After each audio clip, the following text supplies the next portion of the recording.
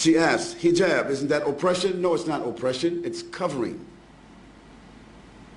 The women covering their heads or covering their bodies is not an oppression.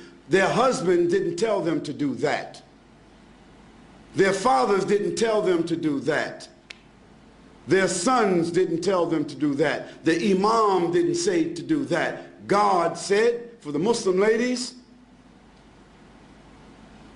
draw your clothing across your bosoms and do not allow your natural ornaments to be shown except to those within your family circle. What are the natural ornaments of women, in case you don't know what they are? Their breasts, their shapes that happen to be different than that of men, their hair, those adornments should be covered. Now, just in case Christian people don't remember,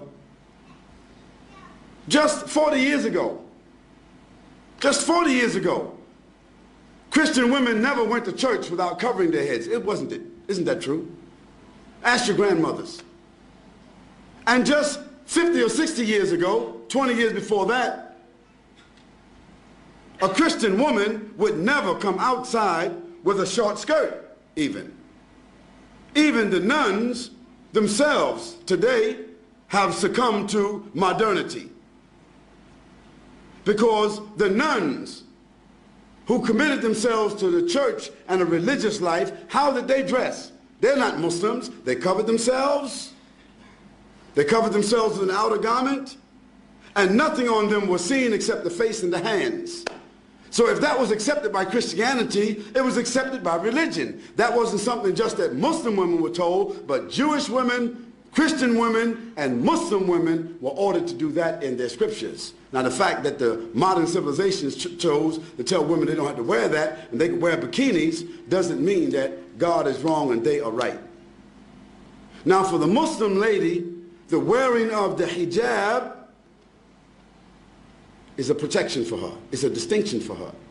Yes, it is a uniform so that she will be known to be a Muslim. She would not be molested. She would not be insulted. And no need for a man to stare at her and look at her because there is nothing appearing of her that would cause any unnatural attraction. Therefore, it is more than likely she can come and go with decency and dignity, and that her natural ornaments will not create an inordinate liability for her, like so happens when you see women wearing jeans and clothing that seem as if they painted it on themselves. Now all you have to do is look at these two women, and you can see the problems that exist. Now, of course, it doesn't mean that every woman that doesn't cover herself completely, it doesn't mean that she's immoral. It doesn't mean that. But the Quran gives to the Muslim women what we consider to be an ounce of prevention is worth what? What is it called? An ounce of prevention is worth what?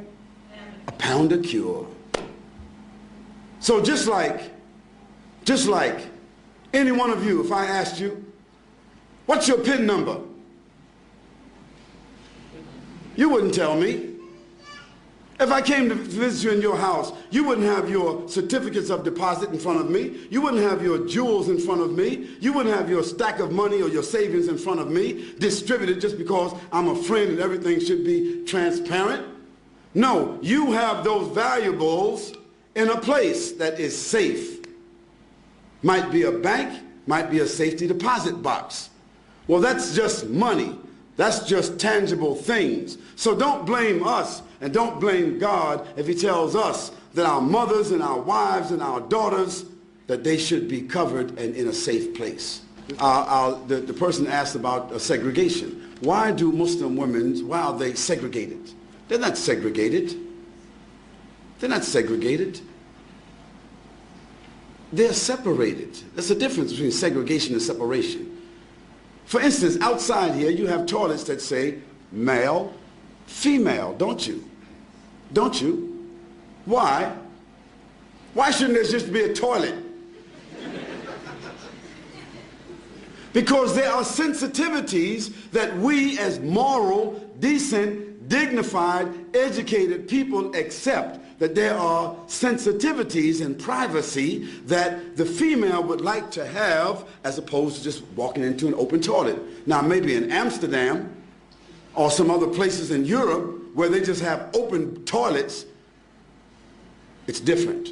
But in most cases in the world, in most places in the world, they select to have a male and a female toilet.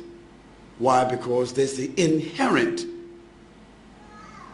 inclination of human beings to provide sensitivity for women and sensitivity for men. Now in Islam, for us, it's not a matter of being inherent. It is something which is God-given inspiration to do what? To separate the sexes. That means the genders. Doesn't mean absolute separation, like we can't see each other, we can't talk to each other, but generally, my wife just doesn't, I don't go to another man's house and I just sit down with his wife and dance with his wife, and he sit down and dance with my wife, and this is a matter of friendship. Bob, just drop over anytime you like. Okay? We don't do that. No, I come to visit Bob or Abdullah. Abdullah's wife comes to visit my wife. I don't socialize with his wife, and he doesn't socialize with my wife. Although there may be occasions where we eat together, our families socialize together, but generally, after boys and girls reach the age of 7, the Prophet said, even if they're brothers and sisters, separate them from the bed. And when they get to the age of menstruation and they realize another level of consciousness, then give them separate rooms. What to do what? To preserve and protect them from tendencies that human beings have, tendencies that has manifested itself in civilizations where they don't do that protection. So we are obeying Almighty God. That's what we're doing. And sometimes we just have to believe what God orders us to do and benefit from the medicine. Sometimes when we don't follow what God tells us to do, then we see later on the reasons why. So we don't apologize for that. We say that it brings us dignity, it brings us distinction.